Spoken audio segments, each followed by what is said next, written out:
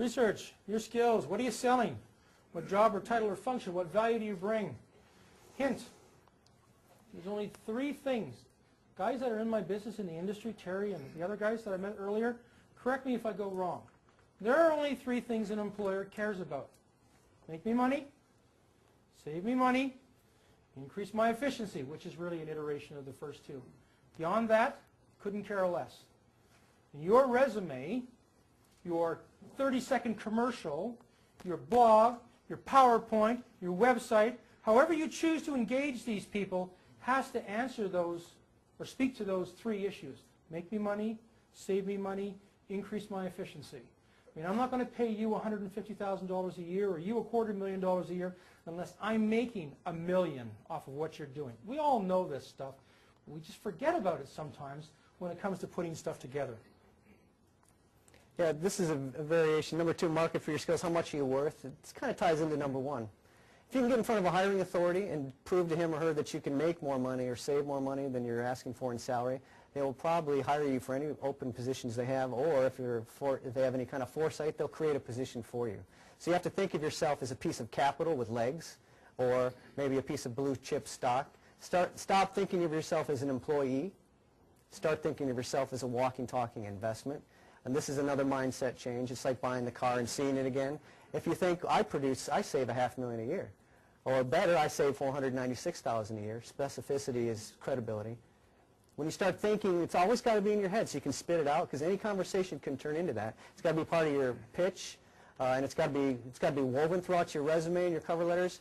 It's got to be dead clear that you can make more money or save more money than you're asking for in salary. And when you do that, what you're doing is you're selling money at a discount. If I say, if you give me $0.25, I'll give you $1, who's not going to take me up on that? Yeah. So if you're going to employers, if you pay me $125, I'm going to save you $550 because I've done it for the last 7 years. Once that's clear in their mind, that's when you get hired. And by the way, the interview is not the time and place to bring that up, because you won't get the interview if you don't bring that up first. Period. Okay. Repetition is the mother of learning, I guess. So I'm saying again what I said earlier. What keeps the boss up at night? Right now it's recession. People are thinking, I've got to save money. I've got to cut costs. And so when they can't do it, they lay off. So it's got to be, in your mind, my potential boss is thinking recession, recession, recession. The bad news is there's going to be layoffs, and it may toughen up for a while. The good news is most of the other job seekers are thinking recession, recession, recession too. But if you change that around and start thinking, I can fix the problems of a recession, then you can turn that potential negative to your advantage by always knowing, what's keeping them up at night and how can you solve those problems specifically. And then number 4 again is David. Can I just jump in for one sec on that? Because Kevin and I do this a lot. The best time to look for a new job, it sounds so ironic, is about a millisecond after you've just been laid off. And here's what, I'll tell you what I mean by that. If your boss happens to be in the room, and they should, and if they're not, you wander down the hall, and after they finish running away, assure them that you're not going to hurt them, and you want to shake their hand and thank them very much. Here's what you do. You go, Bill, thank you very much. You've been a great guy to work with, so you're leaving on good terms. And then you say, Bill, who's your equal, or who's your peer over at this company, this company, this company, this company, this company? And you know what? He's in such an uncomfortable place right now, he's going to tell you. And you say, thank you. Well, let's go back to your office. Let's go to the cafeteria. And you sit down and you ask him questions like that. Who should, if you were me, who should I be talking to? Get this information out of him. Find out who their boss is, who that guy's boss is. Get that information out of them.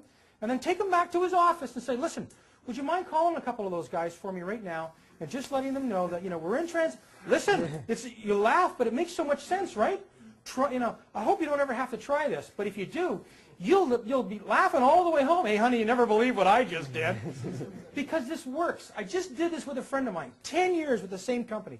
He has made this company hundreds and hundreds of millions of dollars with the new software products he's brought to market. In fact, at one point, they cut his staff by 90%. He increased efficiency 4-fold, brought out 5 new products in 6 months, hundreds of millions of dollars.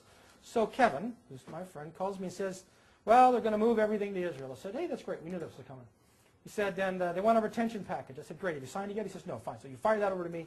I look at the retention package. So I negotiated the entire company's retention package here in Canada. I said, here's one of the things you want to add to yours.